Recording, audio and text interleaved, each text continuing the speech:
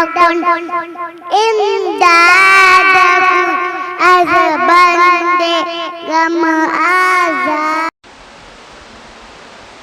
قرآن نازل ہوا ہمارے نبی پاک صلی اللہ تعالیٰ علیہ وسلم پر۔ حضور علیہ السلام پر کیوں نازل ہوا؟ اس لیے کہ آقا کریم صلی اللہ تعالیٰ علیہ وسلم اللہ تبارک و تعالیٰ کے آخری نبی ہیں، اور آپ کے بعد کوئی نیا نبی نہیں آ سکتا۔ تو اللہ تبارک و تعالیٰ نے قرآن مجید، جس میں تمام چیزوں کا بیان ہے، نبی پاک صلی اللہ تعالیٰ علیہ وسلم پر نازل فرمایا۔ بندوں کو اللہ تبارک و تعالیٰ کے حکم پر عمل کرنا ضروری ہے، لیکن کب؟ جب وہ حکم نبی کی پاک زبان سے ادا ہو، نبی کی پاک زبان سے ادا ہو تو اس حکم پر عمل کرنا ضروری ہوگا۔ اب اگر کوئی غیر نبی اللہ رب العزت کی طرف سے کوئی بات لے کے آتا ہے، یا وہ کہتا ہے یا فرشتہ ہی ہو، فرشتہ وہ بھی غیر نبی ہوتا، فرشتہ ہی ہو، اگر وہ آ کے کہتا ہے تو اس کے حکم پر عمل کرنا ضروری نہیں ہے، لازم نہیں اس کے حکم کو ماننا۔ کب لازم ہوگا؟ جب نبی کی پاک زبان سے وہ کلمات ادا ہوں گے، تب حکم پر عمل کرنا لازم ہوگا۔ اسی وجہ سے نبی اکرم صلی اللہ علیہ وسلم پر قرآن مجید نازل ہوا، تاکہ اس میں جو احکام بتائے گئے ہیں پھر وہ میرے بندوں پر کیا ہو جائے؟ لازم اور ضروری ہو جائے۔ اب ایک مثال سمجھیں کہ ایک مرتبہ نبی پاک صلی اللہ تعالیٰ علیہ وسلم بیٹھے ہوئے تھے، صحابہ کرام کی مجلس لگی ہوئی تھی، اتنے میں حضرت جبریل علیہ السلام انسانی شکل میں آئے حضور کی بارگاہ میں، اور ادب سے بیٹھ گئے، انسانی شکل میں آ کر کے ادب سے بیٹھ گئے۔ ادب سے بیٹھنے کے بعد حضور سے دریافت کیا، یا رسول اللہ ایمان کیا ہوتا ہے؟ ایمان کیا ہوتا ہے؟ اسلام کیا ہوتا ہے؟ اور احسان کیا ہوتا ہے؟ 3 سوال حضرت جبریل نے کیا۔ پہلے با ادب آ کر کے بیٹھے، نبی کی بارگاہ میں با ادب آ کر کے بیٹھے، اور حضور سے فرمایا کہ حضور ان کا جواب دیں۔ آقا کریم صلی اللہ تعالیٰ علیہ وسلم نے مختصراً جواب دیا، جیسے میں اپنے الفاظ میں کہہ دوں کہ کہا کہ ایمان یہ ہے کہ تم اللہ تعالیٰ پر ایمان لاؤ، اس کی کتابوں پر ایمان لاؤ، اس کے فرشتوں پر ایمان لاؤ، قیامت کے دین پر ایمان لاؤ۔ اسلام یہ ہے کہ اس بات کی گواہی دو کہ اللہ تبارک و تعالیٰ کے علاوہ کوئی معبود نہیں، اور محمد صلی اللہ علیہ وسلم اس کے رسول ہے۔ چنانچہ نبی پاک صلی اللہ تعالیٰ علیہ وسلم نے تینوں سوال کا جواب دیا، تینوں سوال کا جواب حضرت جبریل امین کو دیا۔ پھر حضرت جبریل علیہ السلام واپس چلے گئے، اور صحابہ نے پوچھا یا رسول اللہ صلی اللہ تعالیٰ علیہ وسلم یہ کون تھے کہ جو سوال بھی پوچھا اور جب آپ جواب دے رہے تھے تو کہہ رہا تھا کہ ہاں ٹھیک ہے، آپ نے سچ فرمایا، صدقتا، آپ نے سچ کہا۔ سوال بھی سوال کون پوچھتا ہے جس کو پتہ نہیں ہوتا ہے؟ سوال کون پوچھتا ہے جس کو پتہ نہیں ہوتا ہے؟ یا اگر پتہ ہوتا ہے تو یہ کہ سامنے والے کو پوچھتا ہے کہ اس کو پتہ ہے کہ نہیں پتہ ہے، اس کو پتہ ہے کہ نہیں پتہ ہے، تو یہ ایک قسم کا خطرناک سوال ہوتا ہے، اس سے بچنا چاہیے۔ سوال کب کرنا چاہیے؟ جب آدمی کو پتہ نہ ہو، اور بات پر بھی سوال نہیں کرنا چاہیے، یہ کیوں ہوا، وہ کیوں ہوا، اس سے آدمی کے گمراہ ہونے کا ڈر ہے نا۔ ہاں، زندگی میں کوئی ایسی چیز آ گئی کہ آپ کو نکلنے کی راہ نہیں مل رہا، راستہ نہیں مل رہا، تو پھر آپ سوال پوچھیں کہ اس کا جواب کیا ہوگا، اس سے آگے میں کیسے بڑھ سکوں گا، پھر جواب دیا جائے گا۔ تو صحابہ کرام نے پوچھا یا رسول اللہ، وہ سوال بھی پوچھ رہا ہے اور کہہ رہا ہے کہ آپ نے سچ کہا، آپ نے سچ کہا، سوال بھی اور جواب کی بھی تصدیق کر رہا ہے۔ جب اس کو جواب پتا تھا تو پھر پوچھا کیوں؟ جواب پتا تھا تو پھر پوچھا کیوں؟ آقا کریم صلی اللہ تعالیٰ علیہ وسلم نے ارشاد فرمایا میرے صحابہ، ہاں وہ سوال پوچھ رہا تھا لیکن سن، وہ جبریل امین تھے، وہ جبریل امین تھے، تمہارے پاس آ کر تمہارے درمیان بیٹھ کر تم کو ادب کا طریقہ بتا کر کے تمہیں تمہارا دین سکھا رہا تھا، تمہیں تمہارا دین سکھا رہا تھا۔ اور چونکہ اس کی زبان سے ادا ہوگا تو اس حکم پر عمل کرنا لازم نہیں، کیونکہ وہ فرشتہ ہے، وہ جبریل امین نبی نہیں، جبریل امین نبی نہیں، وہ فرشتہ ہے، وہ قاصد ہیں، وہ کیا ہے؟ قاصد اللہ کا حکم لانے والے، اللہ کا وہ تمام پیغمبروں تک حکم پہنچاتے ہیں۔ اب یہاں سے پتہ چلتا ہے کہ ہمارے نبی صلی اللہ تعالیٰ علیہ وسلم بڑے ہیں۔ کیوں بڑے ہیں؟ اب مان لیجئے کہ پی ایم نے ایک خط لکھا، خط کسی ڈاک کے ذریعہ کسی آدمی کے پاس بھجوا دیا، تو وہ آدمی زیادہ معتبر ہے جس کے پاس بھیجا گیا، یا یہ ڈاک جو گیا وہ معتبر ہے؟ ڈاک معتبر، وہ تو پہنچانے والا ہے۔ حکم کون سنائے گا؟ جس کے پاس وہ خط پہنچا وہ حکم سنائے گا۔ اب اللہ تبارک و تعالیٰ کا حکم جبریل علیہ السلام ہمارے نبی کے پاس لے کے آئے، اس کا مطلب یہ ہے کہ اللہ تبارک و تعالیٰ نے تمام احکامات میں میرے نبی کو اختیار عطا فرمایا ہے، میرے نبی کو اختیار عطا فرمایا۔ اس لیے اللہ نے فرمایا ما آتاکم الرسول فخذوا، رسول جو تم کو دے دے اس کو لے لو، اس کو لے لو، وما نہاکم عنہ فانتہوا، اور جس سے روک دے اس سے باز آ جاؤ، جس سے روک دے اس سے۔ یہ حضور کے اختیار کا پتہ چلتا ہے یہاں پہ۔ تو پیارے آقا صلی اللہ علیہ وسلم کے پیارے دیوانوں، تو اس میں عرض یہ کرنا تھا کہ اللہ کا حکم اگرچہ آئے غیر نبی کی زبان سے ادا ہوگا تو اس پر عمل لازم نہیں، اس پر عمل لازم نہیں۔ اور نبی جو ہوتا ہے اس کا خواب بھی وحی الہی ہوا کرتا ہے، اس کا خواب بھی کیا ہوتا ہے؟ وحی الہی۔ غیر نبی کی خواب کی بات کو ہم نہیں مانتے، اور اس کے حکم پر یوں عمل کرنا بھی تو لازم نہیں۔ جو نبی نہیں ہوگا اگر باتیں بتائے گا تو اس کے حکم پر عمل کرنا لازم نہیں، اور اگر وہ خواب یا الہام کی بات بتائے کہ اللہ تبارک و تعالیٰ نے یہ معنی مجھے القاء کیا میرے دل میں، تو اس کی بات پر عمل کرنا لازم نہیں ہے۔ لیکن نبی کے پاس اگر قاصد آئے اور نبی کو حکم دے کہ آپ یہ بیان کریں تو اس حکم پر عمل کرنا بھی لازم، اور اگر نبی کو خواب میں کوئی بات الہام ہو تو اس حکم پر بھی عمل کرنا لازم، اس حکم پر بھی عمل کرنا۔ جیسے ایک مثال دو اس کی، جیسے حضرت ابراہیم علیہ السلام نے خواب میں دیکھا تھا کہ اپنے بیٹے کو ذبح کر رہے ہیں، انی ارا فی المنام، کہ میں خواب میں دیکھ رہا ہوں اذبحک، کہ اپنے بیٹے کو ذبح کر رہا ہوں، اپنے بیٹے کو ذبح کر رہا ہوں۔ تو بار بار انہوں نے خواب دیکھا، پھر اس کے بعد وہ لے کے گئے تھے کہ نہیں حضرت اسماعیل علیہ السلام کو؟ پتا چلا کہ خواب کی بات پر نبی کو اگر خواب ہو جائے تو اس بات پر بھی عمل کرنا لازم ہے، اس بات پر بھی عمل کرنا کیا ہے؟ لازم ہے۔ لیکن آج کا کوئی اگر کہہ دے، کسی نے خواب میں دیکھا کہ فلاں کے بیٹے کو یا اپنے ہی بیٹے کو میں مار رہا ہوں، تو کیا وبال کھڑا ہو جائے گا کہ خواب پر تم نے اس کو مار دیا، پھر اس کو سزا سنائی جائے گی۔ تو اس کا کیا مطلب ہوا؟ نبی کی زبان پاک سے اگر کوئی حکم صادر ہوا تو وہ بھی عمل کرنا لازم، اور اگر کوئی خواب میں ان کو دکھایا گیا کوئی معنی اور وہ بات پھر حکم دے، اس معنی پر بھی عمل کرنا کیا ہے؟ لازم ہے۔ پیارے آقا علیہ الصلوۃ والتسلیم کے پیارے دیوانوں، تو یہاں تک ہم نے نازل کی اور نزول کی صورتیں، قرآن پاک کتنی مرتبہ نازل ہوا، کیسے نازل ہوا، حضور پر کیوں نازل ہوا، یہ ساری باتیں ہم سن چکے۔ اور ایک بات کی طرف اور آپ کا ذہن لے جاؤں، یہ تو ہم کو معلوم ہو گیا کہ قرآن پاک لوح محفوظ سے آسمان دنیا کی طرف نازل ہوا۔ قرآن مجید فی لوح محفوظ، کہ قرآن مجید کہاں پہ؟ لوح محفوظ میں تھا، وہاں سے 23 سال کے عرصے میں تھوڑا تھوڑا کر کے نازل ہوا، تھوڑا تھوڑا کر کے نازل ہوا۔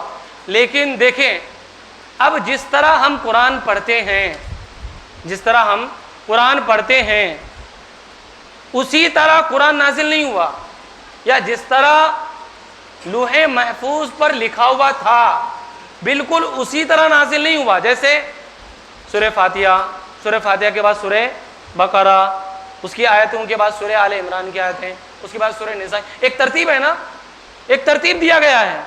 لیکن جب نازل ہوتا تھا تو اس ترتیب سے نازل نہیں ہوتا تھا۔ نازل کیسے ہوتا تھا؟ جس حکم کی ضرورت پڑتی تھی وہ حکم نازل ہوتا تھا، جس حکم کی ضرورت پڑتی تھی وہ حکم نازل ہوتا تھا۔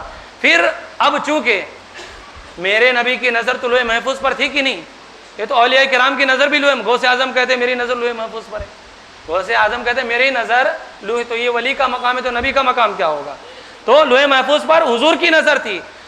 تو جو آیات، جو احکام نازل ہوتی، جو لکھنے والے تھے جن کو کاتب وحی کہا جاتا ہے، جیسے حضرت زید بن ثابت جو اس میں سردار کے حکم میں مانے جاتے ہیں کہ سب سے بڑے یہی ہمیشہ اور ہر آیت کو لکھا کرتے تھے. اور پھر حضرت معاویہ رضی اللہ تعالیٰ عنہ بھی کبھی کبھی لکھا کرتے تھے, دیگر صحابہ کرام تھے. تو حضرت زید بن ثابت, تو جو حکم نازل ہوتا تھا وہ ترتیب نہیں, لیکن حضور کی نظر چونکہ لوح محفوظ پر تھی, اس لیے حضور فرما دیتے تھے میرے صحابی اس آیت کو فلاں آیت کے بعد لکھو, اس آیت کو فلاں آیت کے بعد لکھو, اور اس آیت کو اسی صورت میں لکھنا, اس صورت میں اسی آیت. جیسے ایک ایگزامپل بتا رہا ہوں, جیسے الحمدللہ رب العالمین, مان لیجئے کہ اس کے بعد اہدنا الصراط المستقیم نازل ہو گیا, تو اب نبی فرماتے تھے کہ اس کو ایاک نعبد و ایاک نستعین کے بعد لکھو. اب سمجھ میں آیا کہ نازل جو ہوتا تھا وہ لوح محفوظ کی ترتیب پر نہیں, بلکہ جس طرح ضرورت پڑتی تھی اس طرح نازل ہوتا تھا. اور نبی اس کو کیسے جمع کرواتے تھے کہ حضور کی نظر لوح محفوظ پر تھی, حضور جانتے تھے کہ یہ آیت اس کے بعد ہے, تو اس طرح وہ پھر جمع کیا, اس طرح انہوں نے پھر کیا کیا, جمع کیا. پیارے آقا علیہ الصلوۃ والتسلیم کے پیارے دیوانوں, حضرت زید بن ثابت رضی اللہ تبارک و تعالی عنہ اور دیگر صحابہ کرام اس کام پر مامور تھے, یعنی لکھنے کے کام پر. اب کتنے آج کوئی آدمی کوئی کتاب لکھتا ہوگا, دنیا کی کتاب, یہ کتنے بڑے صحابی تھے پہلے نمبر پر کہ اللہ تعالیٰ کی آیتیں جمع کر رہے تھے. سبحان اللہ. اللہ اب کوئی نام نہ لے یا نہ لے, لیکن قرآن میں تو اس کا نام ہوگا, کیونکہ قرآن اس نے جمع کیا, قرآن کی اس نے تعریف کی. کوئی آدمی چھوٹی کتاب لکھ لیتا ہے, فلاں پیر صاحب نے, فلاں عالم صاحب نے یہ کتاب لی, اس کے پاس بھیجاؤ, اس کے پاس بھیجاؤ. انہوں نے ایسا کلام لکھا کہ ساری دنیا میں پہنچا, انہوں نے ایسا کلام لکھا کہ ساری دنیا میں پہنچا. پیارے آقا علیہ الصلوۃ والسلام کے پیارے دیوانوں, پھر اور ایک بات بتا دوں, اس کے بعد اپنی بات کو ختم کروں. جس وقت جو حکم نازل ہوتا تھا یا جو آیت نازل ہوتی تھی وہ کس پر لکھا جاتا تھا؟ وہ اونٹ کی ہڈیوں پر, کھجور کے پٹھوں پر یا کاغذ کے ٹکڑوں پر لکھا جاتا تھا. اونٹ کی ہڈیوں پر, کھجور کے پٹھوں پر یا کاغذ کے ٹکڑوں پر. یہ اس طرح کتاب دکھ رہی نا, ایسی کتاب نہیں, ایسی کتاب نہیں, وہ کاغذات پر یا اونٹ کی ہڈیوں پر لکھا جاتا تھا. اور حضور کے زمانے میں قرآن مجید جس طرح ہم آج پڑھتے ہیں, جو قرآن رہتا ہے ایک طرف سے پڑھتے جاتے ہیں, اس طرح کتابی شکل میں نہیں آیا. کتابی شکل میں میں بھی بتایا کہ حضور کے زمانے میں کس طرح تھا, یا تو اونٹ کی ہڈیوں پر یا کھجور کے پٹھوں پر, یا پھر کس پر, کاغذ کے ٹکڑوں پر. تو الگ الگ جگہ تھا. اونٹ کی ہڈیوں پر تو اونٹ کا ہڈی کتابی شکل بنے گا, نہیں بنے گا. تو کتابی شکل حضور کے زمانے میں نہیں تھا, کتابی شکل حضور کے زمانے میں نہیں تھا. اب نہیں تھا, اس کی کئی وجوہات ہیں, نہیں تھا اس کے کئی وجوہات ہیں. اس لیے کہ جو آیت نازل ہوتی تھی, جو آیت نازل ہوتی تھی, حضور صحابہ کرام کو بتاتے تھے اور صحابہ کرام اس کو حفظ کر لیتے تھے. صحابہ کرام اس وقت لکھنے سے زیادہ اپنے ذہن پر زیادہ اعتماد تھا, اپنے ذہن پر قوی اعتماد تھا کہ ذہن کیا بولتا ہے. حضور نے یاد کیسے صحابہ کرام کو کروایا, تو وہ ذہن کے قوی ہونے کی وجہ سے نہیں لکھا گیا, ذہن کے قوی ہونے کی وجہ سے. اور یہ کہ صحابہ کرام اس کو نماز میں بھی پڑھتے تھے اور نماز کے علاوہ برکات کے لیے اور وقتوں میں بھی پڑھا کرتے تھے. اور پھر حضور تھے تو بھولنے کا کوئی سوال ہی نہیں. اگر بھولتے تو حضور بتا دیتے, اگر بھولتے تو حضور بتا دیتے. پھر بھی اگر یہ سوال کیا جائے کہ حضور کے زمانے میں اگر ہوتا تو بہت اچھا ہوتا, بولے ٹھیک ہے, اچھی بات ہے, ہوتا تو بہت اچھا ہوتا, لیکن اتنا ٹائم کہاں ملا, کیونکہ حضور غزوات میں, جنگوں میں, تو وہاں جنگ کے کاموں میں مشغول رہیں گے. اگر اس کام میں مشغول رہیں گے تو پھر وقت چاہیے الگ الگ, تو اتنا وقت نہیں مل پاتا تھا, اتنا وقت نہیں مل پاتا تھا. اس وجہ سے حضور نے وہ کتابی شکل نہیں دیا. یہ دوسرا جواب. اور تیسرا جواب کہ جب تک حضور ظاہری حیات میں رہے, جب تک حضور ظاہری حیات میں رہے, تب تک تو قرآن کی آیتیں نازل ہو رہی تھی. کچھ نازل ہو گئی, کچھ نازل ہونے, اگر جمع کرتے تو کیسے پتا چلتا ہے کہ یہ اس میں جائے گا, یہ اس میں جائے گا, یہ اس میں جائے گا. پھر کوئی فائدہ ہی نہیں ہوتا جمع کرنے کا. کیا فائدہ ہوتا, کوئی فائدہ نہیں. جب ابھی سب نازل ہونے والے, ہاں جب حضور پر ان کا دین مکمل ہو گیا, अल-यौमा अकमलतु लकुम दीनकुम व अतममतु अलैकुम निअमती, कि मैंने तुम्हारे लिए तुम्हारे इस्लाम और तुम्हारे दीन को मुकम्मल कर दिया। अब वही का सिलसिला बंद हो गया तो हुजूर बीमार पड़ गए। जब बीमार पड़ गए तो हुजूर ज़ाहिरी दुनिया से पर्दा फरमा गए, वफात कर गए। अब इन हालात में ये किताबी शक्ल में नहीं आया, और जब किताबी शक्ल में नहीं आया, अब हुजूर के बाद, हुजूर की वफ़ात के उसी साल बाद जब हज़रत अबू बकर सिद्दीक़ रज़ी अल्लाह तबारक व तआला अन्हु खलीफा बने, तो बहुत से लोगों ने नबी होने का दावा कर दिया। जैसे आम तौर पर बयान किया जाता है कि मुसैलमा कज़्ज़ाब, उसने अपने आप को क्या कर दिया कि मैं नबी हूँ, हालांकि नबूवत तो हमारे नबी की नबूवत पर ख़त्म है। माँ काना, वो क्या है, व ख़ातमन नबीयीन, माँ काना मुहम्मदुन अबा अहदिम मिन रिजालिकुम वलाकिन रसूलल्लाह व ख़ातमन नबीयीन, कि ये नबी आखिरी नबी है। तो यहाँ पे तो ख़त्म। अब जो नबी होने का दावा करेगा वो झूठा है। क़यामत तक जो नबी होने का दावा करेगा वो झूठा है, इसलिए उसको कत्ल करना भी लाजिम व ज़रूरी है, ताकि वो अपने मशवरों से और अपने हुक्म से लोगों में बिगाड़ न पैदा करे। नबूवत का दरवाज़ा बंद हो गया। अजीज़ान गिरामी, रफ़ीक़ान मिल्लत, तो इसके मुकाबले के लिए हज़रत अबू बकर सिद्दीक़ रज़ी अल्लाह तबारक व तआला अन्हु गए और जंग किया। उस जंग में क्या हुआ, बस ये बात बयान करके मैं आपको अपना दर्स मुकम्मल करूँ। जब जंग हुआ तो हज़रत उमर रज़ी अल्लाह तबारक व तआला अन्हु बारगाह सिद्दीक़ में आए और कहा, अमीरुल मोमिनीन, एक बात की ज़रूरत पेश आई है जो हुजूर के ज़माने में नहीं था। बोले क्या है? कहा यह है कि अब कुरान मजीद को किताबी शक्ल में लाना होगा। कुरान मजीद को किताबी शक्ल में किससे कह रहे हैं? हज़रत अबू बकर। कहा क्यों? कहा इसलिए कि हम जो मुकाबला करने के लिए गए थे उसमें 700 हुफ़ाज़े किराम तकरीबन शहीद हो गए थे। इन्ना लिल्लाहि व इन्ना इलैहि राजिऊन। कितने हुफ़ाज़े किराम? 700 हुफ़ाज़े किराम। और अमीरुल मोमिनीन हज़रत उमर फारूक ने कहा, अमीरुल मोमिनीन, अगर यही हाल रहा तो सारे हाफिज़ शहीद हो जाएंगे, फिर कुरान आगे तक जो लोग आने वाले उन तक कैसे पहुँचेगा, उन तक कैसे पहुँचेगा? अब जो लोग कहते हैं कि हर चीज़ बिदअत होती है, फिर इस किताबी जो शक्ल कुरान मजीद की होती है उसको ना पढ़ो, उसको ना पढ़ो, वो लाओ जो नबी के ज़माने में था, वो लाओ जो नबी के ज़माने में था। हज़रत अबू बकर का एहसान मानो तुम, हज़रत अबू बकर का। इसलिए हुजूर ने फरमाया कि जिस कदर अबू बकर का एहसान है किसी और का मुझ पर एहसान नहीं है, किसी और का मुझ पर एहसान नहीं है, और सारे लोगों का एहसान मैंने दुनिया ही में अता कर दिया। अबू बकर का एहसान ऐसा एहसान है कि क़यामत के दिन मैं उसका एहसान अदा करूंगा, क़यामत के दिन उसका एहसान अदा करूंगा।